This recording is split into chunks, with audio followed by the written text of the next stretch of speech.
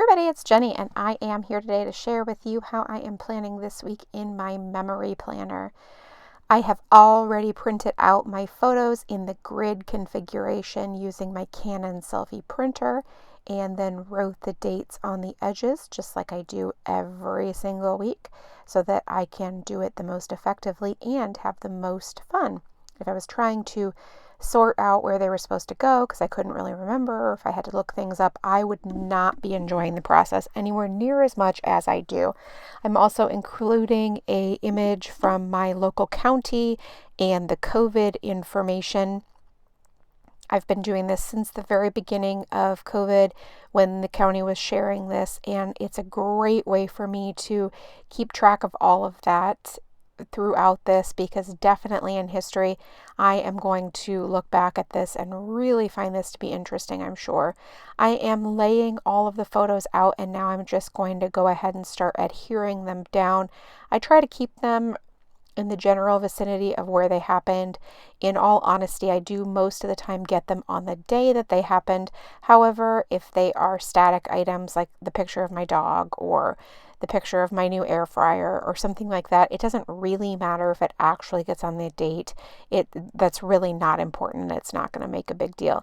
But I do try to get as close as possible just because I can.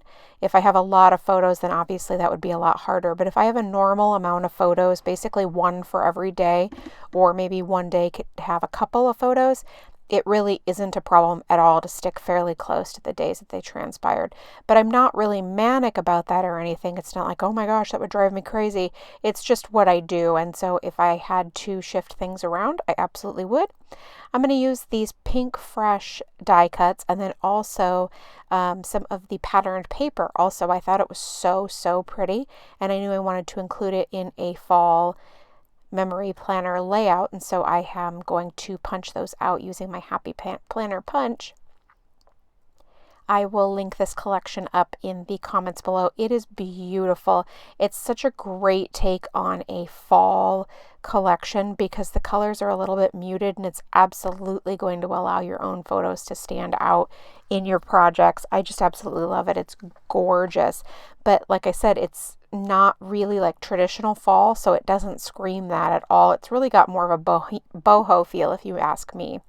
So now I'm just going to look at the back where it has all of the different die cuts, a picture of all of them, and try to figure out the ones that I might want to use. I knew right away that I wanted to use that chair because it's not something I would ordinarily be able to use, but there's a picture of my two sons sitting in some outdoor chairs right below it, and so it ties in absolutely perfectly.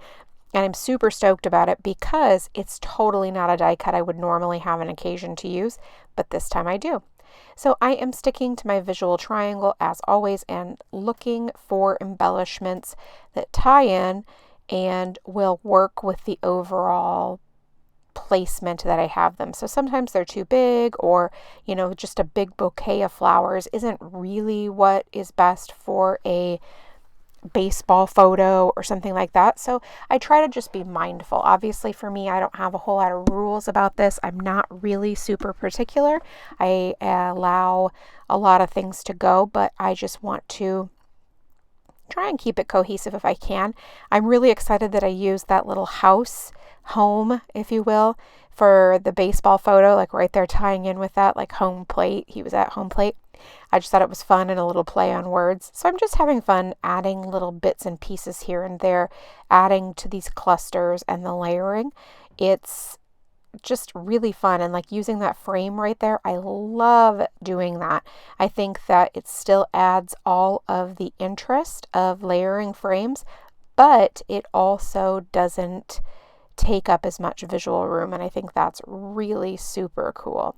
So now I can start adhering all of these different bits and pieces down, and for once I'm actually just going to layer some of those adhesives to the back of that house and then adhere the paper and some of the other little bits, and then I'll come back and add that house embellishment too. Now I'm also keeping in mind not only my visual triangle, which you can see right here, but then also keeping enough room for journaling. This was a somewhat busy week, so there was a little bit more going on than normal because we traveled out of town for a baseball tournament. And so I wanted to make sure that I had room for the journaling because I do love to include that every week. Obviously, it's not a must-have. The photos and the activities are what I consider must-haves. But if I can add journaling, I'm absolutely going to do it.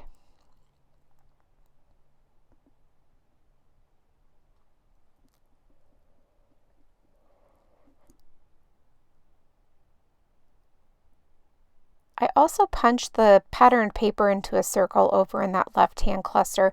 That's not something that I've done a lot, actually. I mostly stick to punching my photos, but I really think that was such a fun addition in that cluster. I'll definitely have to remember to do that again sometime in the near future because it's really, really, I just think it adds a lot, but it's very simple. Now you can see all of the embellishing is done. So now we can go ahead and start to add the plans. So I'm going to use the Studio Calico inverted labels again this week. If you're not sick of hearing me talk about them, and you probably are, but they are basically $1 a sheet. They come in a wide variety of colors. They are thin, so they're not going to add a ton of bulk to your project. And I just find that they're really super simple to use. They're basically like a quarter box and a half box. And I absolutely just love them and reorder them often. I will be super sad if they ever discontinue them because I love having the full wash of color on the stickers as opposed to it just being around the border. Not that there's anything wrong with that, but in my planner, I find so much of the planner is already white. I love to add these little pops of color. I selected 3 different colors that really go well. It's sort of the sage color. They call it Mojito, Pink Lemonade, and Creme Brulee. They are like a tan, a light pink, and a light sage green, and they just go really well with the colors in that collection. And so I'm just super pumped to be able to have it all go together so well and create a layout that I'm really excited about. Now, these are stickers for appointments, activities, games, things like that. I'll go back and write those in. I know most people don't do this in their memory planner. For me, as I've explained to you in the past, that's really a large part of why I started memory planning in the first place. So I'm not really ready to abandon that technique quite yet. I'm sure someday in the future when my husband and I are older and our kids don't live at home, I won't have the need for such a thing. And so I'm sure my memory keeping will shift dramatically. But for right now, I'm still enjoying the last few years of having a lot of activities and a lot of things going on. So you won't see me stopping that anytime soon.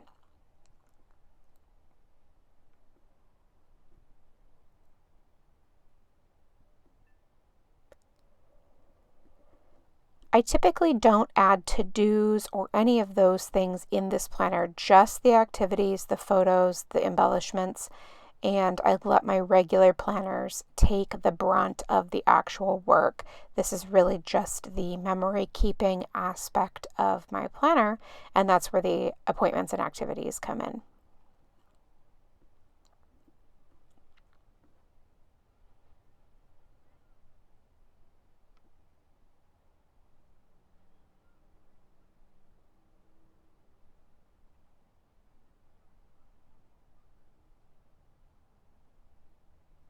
Now, as you can see, I did leave some places where there is some white space, and so I will use that for journaling. But before I do that, I am going to go ahead and add some alphabet stickers as well. But what I want to do first, sorry, I got a little off track there. I want to go through these scrapbook.com ones. I knew there would be sort of the perfect letters in here. There's so many different stickers. So I wanted to go through,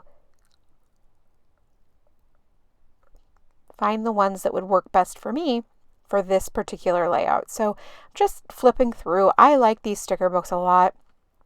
I think that they're really cool and they add a pop of a visual pop, if you will, because for me, I was just going to do senior picks. That's all I was going to do with the alphabet stickers. But then I just remembered how much I love them once I got that written down in the planner. And I thought, heck, I got to do it again. Even though I wasn't going to, I was just going to do the one little part because I had not notated the appointment for the senior photos with a label sticker. but I just couldn't even help myself. I needed to do some more, so you'll see that I continue that as well. I really was just going to jump into journaling here, but I got kind of distracted by how cool I thought that looked, so I needed to continue the trend. Normally I would have maybe chosen also a more muted alphabet, since the overall color palette is a little bit more muted, but the black is just really cool, and I think it adds a little, as I've already said, a little pop. And so I think that it was the right choice for this week, even though I would not have been sad if I had added something a little bit more muted instead. If you have not taken a look at these sticker books, they are really cool. They have a sheet of those phrase stickers that I find myself using often. You saw I used a couple of them on this layout. And then there's a sheet of label stickers. And then there are several alphas in there, and they're a really good deal. Now I'm going to add my journaling lines. As always, this is not new. If you've been here before, you've definitely seen me do this. I like the contrast of the black on the white. I like the staggered lines for the whimsical feel, and I just like adding the journaling throughout the week, even if it's not really deep. It's not like I'm journaling about my feelings or anything like that. I mean, I rarely do that in this memory planner. I mean, I do sort of surfacely, but it's not, like I said, super deep or anything. But I do like to tell the story of what was going on this week. And I assure you, I do go back and I look at my memory planners, and I just cannot tell you the joy that this project brings me. And I feel like if you already own planner stickers, you could do this so easily without a ton of other products or anything like that. I know a lot of people are hesitant to get into scrapbooking because it requires so many different tools and things that you've purchased and that kind of stuff. But I don't think memory planning has to be that way at all. And I would love to see more people do memory planning because I just think it's so amazing. And I just can't get enough of my memory planners. They're my favorite. So I'm filling in those lines now because you can see how I've got them written down, and I've got all of my labels filled out and my photos. So now it's time to actually add those last few words. So I'm going to add these on this left-hand side. I do like to give it a second to dry. So that's why I do the lines on the left side, and then I do the lines on the right side, and then I go back and I do the journaling, just because I like to give the pen a tiny bit of extra time to dry, because I am sort of heavy-handed, and I find that every now and again something will smear, and it's not the end of the world, and I don't redo it and I don't hide it or anything like that, but it is ever so slightly annoying to have that smeared pen when I've spent so much time working hard on this layout. So just a little tip that I do just to make sure that everything gets all dried up. So now again, here are some of those letter stickers that I wasn't even going to put down, but I couldn't help myself because they looked good and I wanted to fill that white space, and that's how it's born. So instead of just brush lettering or using a label sticker to write that we drove to Havasu, I am using the alphabet stickers instead.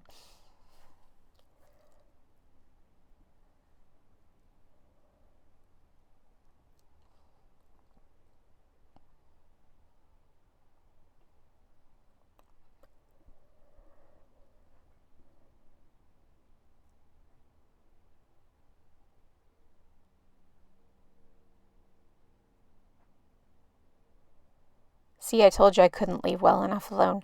Now I have to go back and count to make sure that I have enough stickers to be able to write what else I want to write, because, when you get down to the end of an alphabet sheet, you're like, do I have enough of L's or whatever? L's were really the case here. I used the last ones.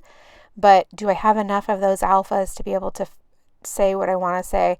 I've definitely had to change things up a little bit, maybe modify the words in the past, not on this layout, but based on what alphabet stickers I had left, because you run out. That's definitely one of the cool things about a cutting machine or metal dies that you use in a manual die cut machine, because you can just do them over and over again. So, all right, now we're done there, and it is time to finish up the last of the journaling. So we're going to do that middle section right there, and I've got kind of this. So the left-hand side was sort of the overview of the week, talking about all of our outdoor time. And then in the middle, we're talking about my son's senior pictures, really more about my dog, actually, than the last little bit over there about my son's baseball tournament. That is it for this week. Thank you so much for stopping by and watching. If you have any questions, please leave them in the comment box below, and I will do my best to get back to you. Thanks so much, and make it a great day.